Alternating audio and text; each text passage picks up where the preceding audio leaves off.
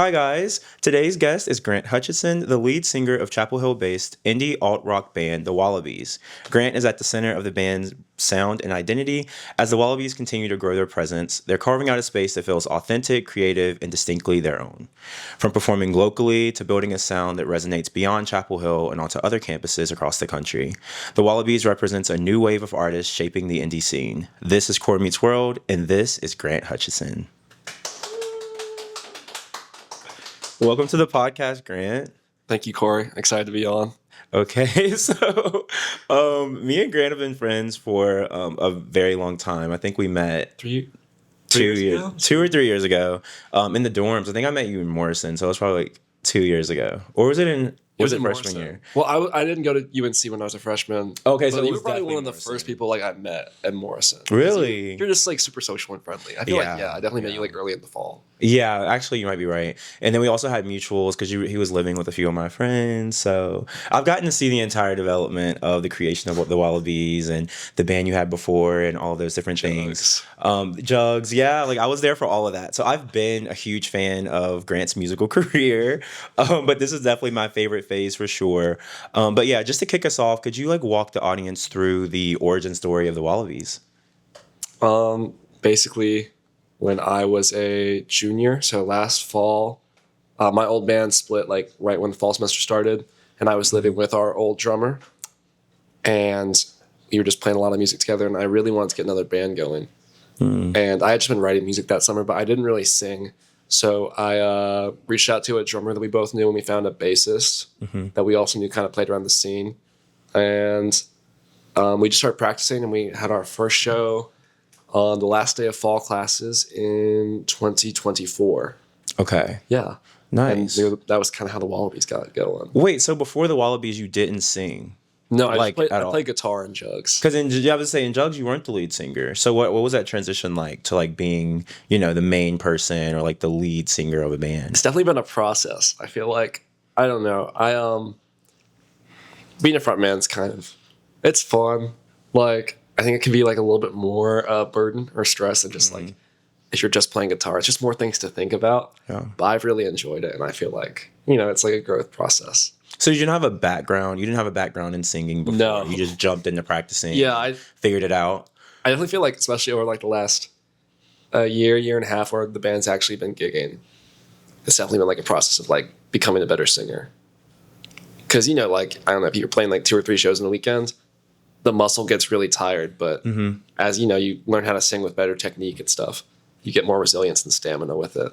Yeah, for sure. And I feel also when you're singing the same songs, then it gets easier because you're practicing each time you do it, whether it's performance or whether it's in a rehearsal or whatever the case may be. So that makes sense. But that's super impressive that you didn't have any kind of singing background, and now here you are, on a major scale being a lead singer. So that's really cool. Thanks. But then also not just the origin story, but the Wallabies as a name, right? So that's a very unique band name, kind of transitioning from Jugs into the Wallabies. So where did that name come from, and what was the origin story of that? It actually took us we were thinking of a band name for a month before we ended up getting set up with one. And I think I was the one that came up with it originally. Then I wasn't so sure about it, but we just wanted something that was 1 or 2 words that was really identifiable. And that was it wasn't a pre-existing band name. The only other Wallabies that I know of, other than the animal, it's the nickname for the Australian rugby team, which is actually pretty prominent. Yeah. But not, in the United States. So. And not in the music scene. Not in the music scene. So that's important. Yeah. Yeah. And then also to talk about the origin story, right? So you're starting off in Chapel Hill. That's a very specific place. It's a college kind of scene. But kind of talk about what it's been like to come up in the Chapel Hill scene. Do you feel it's competitive with other indie alt rock bands, or what's the scene like in Chapel Hill? Honestly, I feel it's been really super interconnected and welcoming the whole time. Because I've been playing music in Chapel Hill mostly for the last 2 to 3 years, and I've loved it. I never played live music before I got to college, and it's just been a really good place. There are so many bands and a lot of really creative, talented people, and college, it being a college town, I think makes it a lot more accessible for a lot of people to have avenues to play music, whether it's house shows, bars, fraternities, sororities.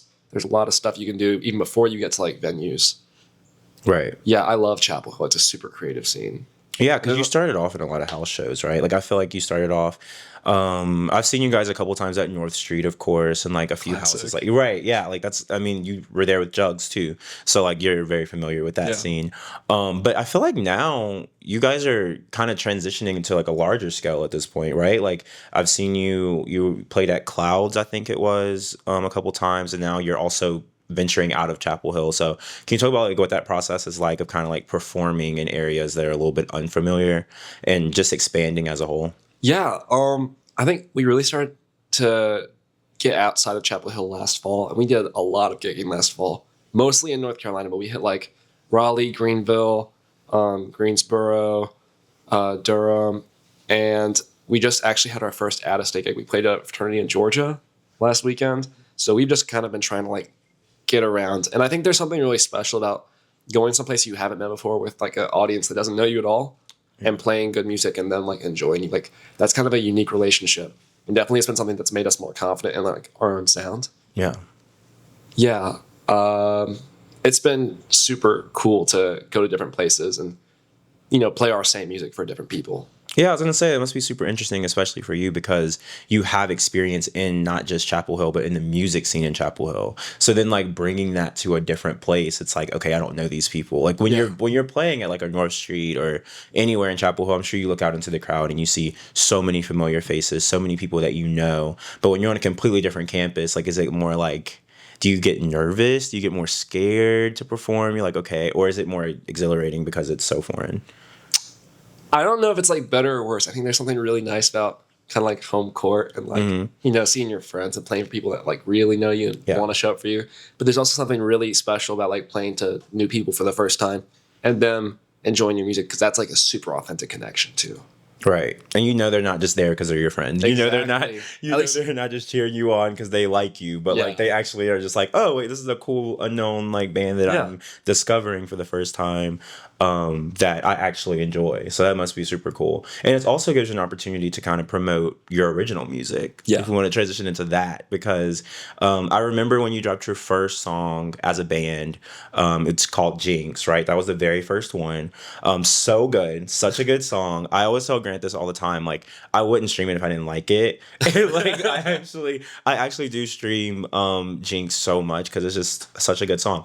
But could you talk a little bit about like what influenced your original sound and also kind of like that process of finding, your original sound and what that was like just writing probably for the first time as well? Yeah. So I don't really have like a super production heavy background, but when we started to write and release and record music, it was all kind of done in our bedrooms because our lead guitarist Malone and our drummer Kevin both have pretty extensive bedroom production experience. So we self-recorded and released 3 songs last fall. And I would say like it's kind of a mix of like indie alternative rock and also like pop elements. Yeah. But definitely like as we've gigged, especially over like the last 6 months, and the type of music that we've kind of written has definitely taken like a little bit more like of a garage rocky feel. For sure. Like definitely. We like playing loud for sure. Yeah. I'm excited to kind of get out some new material because we just started working with a new producer who went to UNC. He graduated 2 years ago. His name's Kai Mercado, and he lives in Raleigh. He's super talented. So I'm really excited to get out the music that we've been working on with him. Like we have our first single with him coming out later this month, which I'm super. Is that the one you let me hear? I did. Okay. So I did hear next some mix, unreleased Wallabies. It was so good. I think my favorite probably is Jinx. Yeah. But I think the one that sticks out a lot is it called Gator Baby? Yeah. That one. I feel like that one's like so different. Like that one's different than the Jinx and Aesop. Am I saying that right? Yeah. I never know if I'm saying. Okay, so Jinx and Aesop, like I feel like those two are kind of like not similar, but they kind of sit in like a safe genre. Yeah, it's like pretty much something that I would hear, a band play at a Chapel Hill like house party. But I feel like Gator Baby was kind of like different. Like I don't know. Do you agree? Like, do you feel like that one's kind of different? Oh yeah, and I don't think the production. Well, yeah, I feel like especially live, it's pretty heavy. I was gonna say like when I listen to it, it's like I'm trying to imagine y'all playing this live, and I'm like, like I don't know, like how would that be like? Like I feel like with something like Jinx, it's kind of like that's Easily gonna get the crowd translatable. into it. Yeah, but I was like, was Gator Baby something y'all just kind of wrote just because, or is this something that you guys actually play when you're performing? Yeah, we I would say it's kind of like shoegaze influenced, like folk rock. Maybe I was really into MJ Lenderman. Okay. And also there's like this jammier song that we cover called 9 to 5 by the Stews. And I just kind of wanted to write a song that was just verse oriented with like a heavy instrumental section. But I feel like our live sound is definitely much bigger than that song. And so I feel like people generally like that song live. Yeah. Yeah. That's a fun to play. Because I feel like you guys are like very high energy when you're performing, which is like kind of what gets everyone into it a lot. Like I remember one of the first times I saw this version of your band perform, like Wallabies, Not Jugs, I was like, whoa, like this is really good. Like honestly, it was an upgrade, like a little bit from it was. Because I remember Jugs and I met you and you were telling me about you performing, and then I went to see Jugs and it was really good too.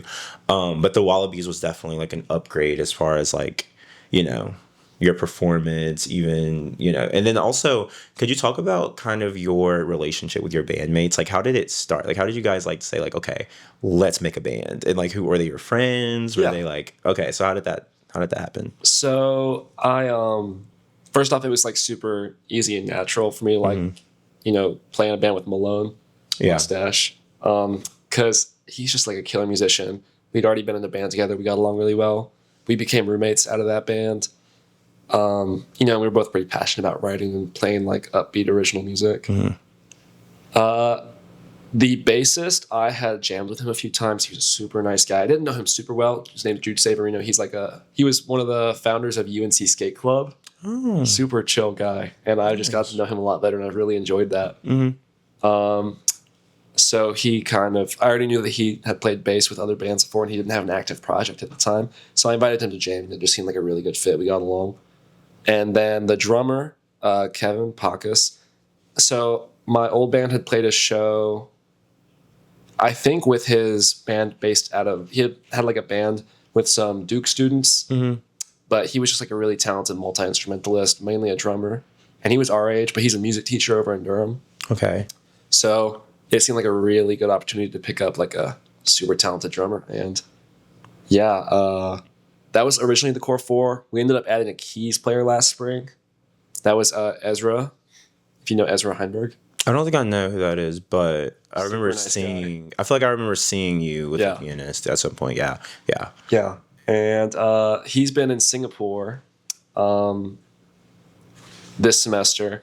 So we've had Kai, our current producer, kind of step in and take over like that keys role live for shows. But he also plays sax. But Ezra's super chill, lovely guy. Honestly, I get along really well with everyone in the band. It's a very like... I mean, you kind of have to. Yeah. I mean, you do a lot together. Yeah. For sure. I feel like it's a good vibe. I mean, because, I don't know, I think people make dysfunctional bands work. But yeah, it's a really good vibe with the guys. And that's why I think we're excited to like kind of stick around for at least another year and keep it rolling. If we didn't enjoy it or being around each other, we wouldn't stick around. Right. And are they all involved in the writing process for your original music?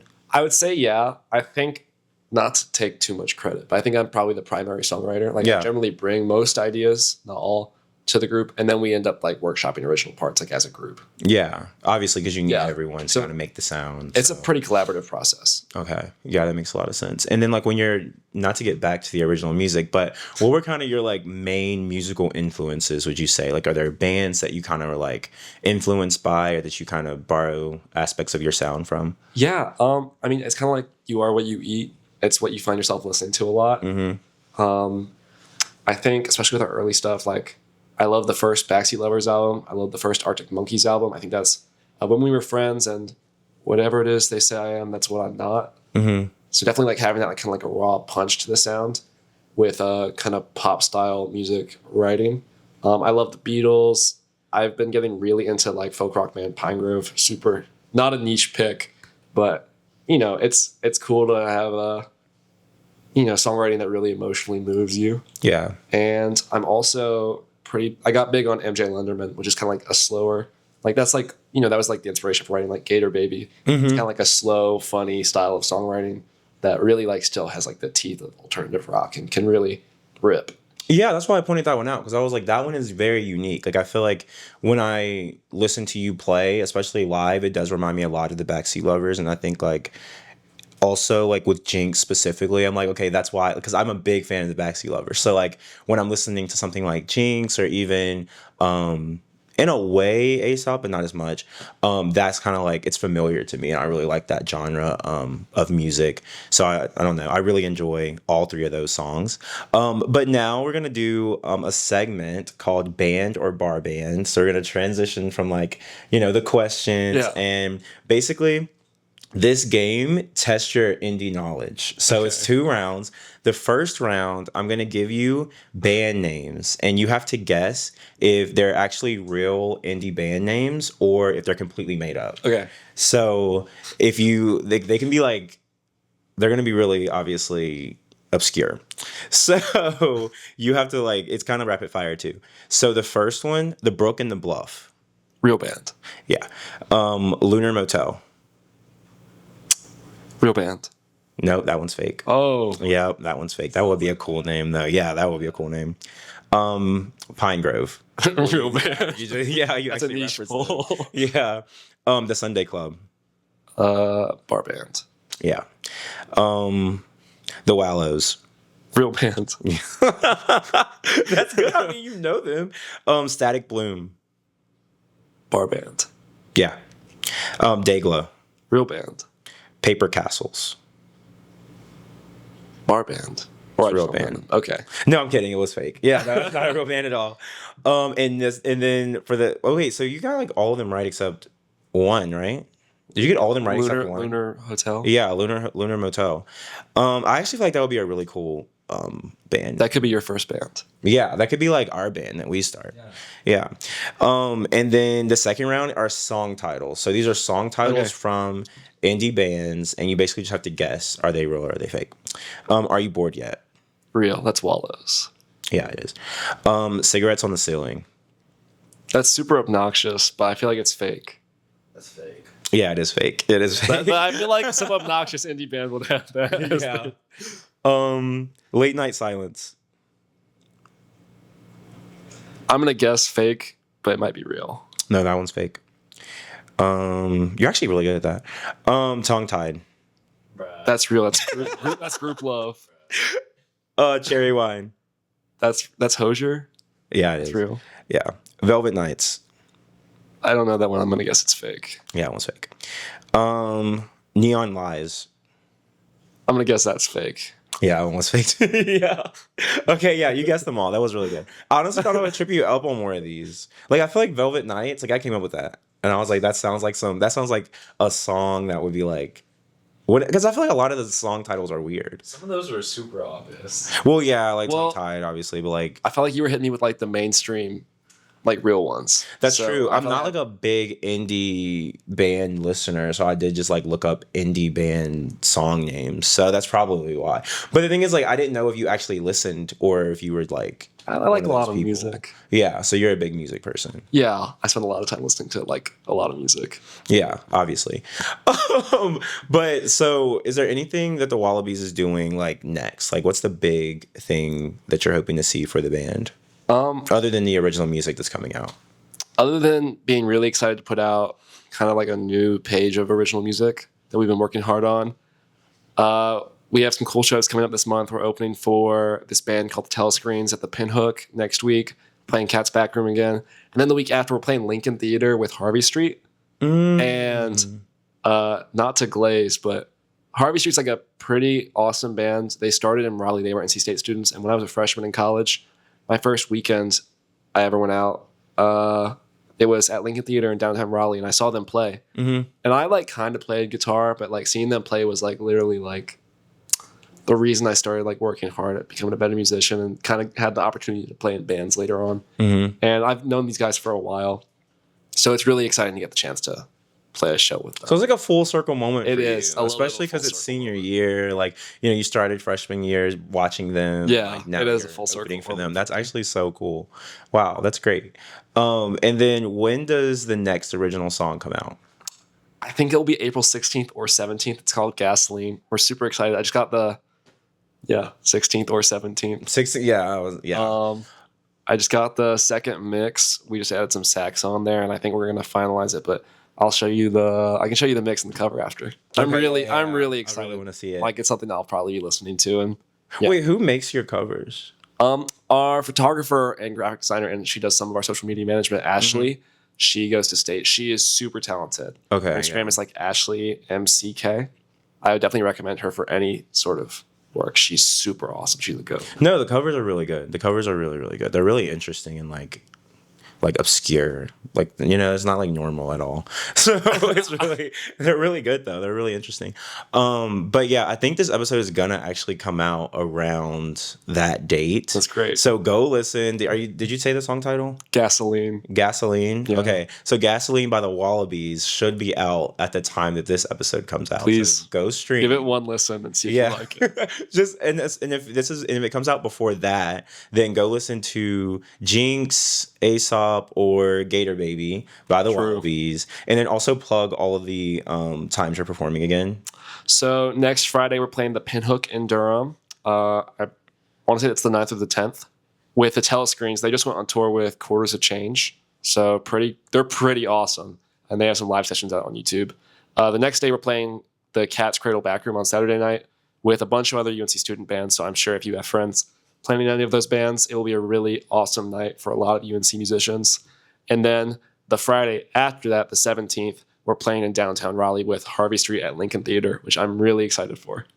Great. And is there anything you want to leave them with other than plugging that? Is there something else about the Wallabies or about music, about UNC that you want to leave the audience with? Yeah, I mean, we're a college rock band and we love playing music, and we're excited to kind of get some of our original content out there. And I really appreciate you taking some time to let us talk about it. No, of course. Thank you for coming on, and thank you for watching, guys. Bye, guys.